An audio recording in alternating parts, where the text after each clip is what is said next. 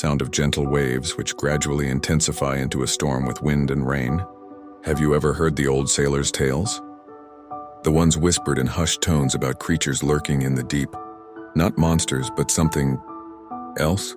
Well, let me tell you the story of Arion, a young fisherman whose life was changed forever by one such encounter. Arion lived by the sea, and it was his whole world. One morning, the sky was a deceptive, gentle blue. He took his small wooden boat out further than usual, chasing a rumor of a massive school of fish. But the sea is a fickle mistress. By midday, the sky turned a bruised purple. The wind began to howl like a hungry wolf, and the waves, once gentle laps, grew into monstrous roaring mountains of water. Sound of a huge wave crashing, wood splintering. His tiny boat was tossed around like a child's toy. A colossal wave, dark and menacing, rose up before him. It crashed down with unimaginable force, splintering the mast and throwing Arion into the churning, icy chaos of the ocean. He struggled, gasping for air, the salty water stinging his eyes and filling his lungs. The wreckage of his boat was swallowed by the waves, and he was left alone, a tiny speck in the vast, furious sea. His strength was fading, his vision blurring. This is it, he thought. The sea is finally taking me. Sound of the storm receding, replaced by a strange, ethereal humming. But just as his eyes were about to close for the last time, he felt something smooth and strong wrap around his waist. It wasn't a piece of driftwood, it was alive. He was lifted, his head breaking the surface.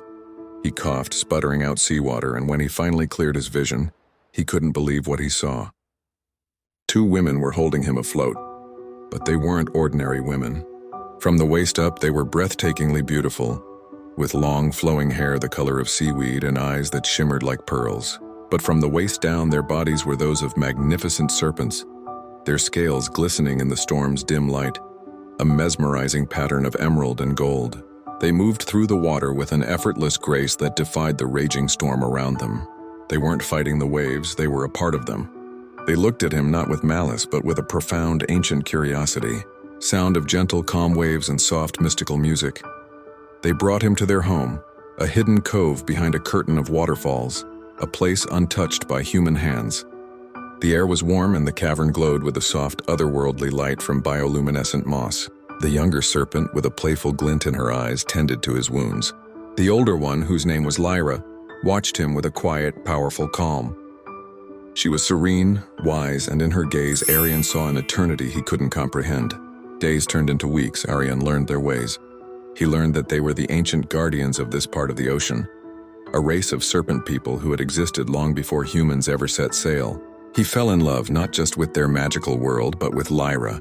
Her wisdom and her gentle strength captivated him completely. The feeling he was overjoyed to discover was mutual. And so, in a ceremony lit by glowing jellyfish and witnessed by the silent ancient sea, Arion married Lyra. He didn't return to his old life. Instead, he made a new one. He became a bridge between two worlds, living among the serpent people in their hidden cove, but also sailing out to visit the human shores, sharing tales of the sea's profound beauty and its hidden protectors.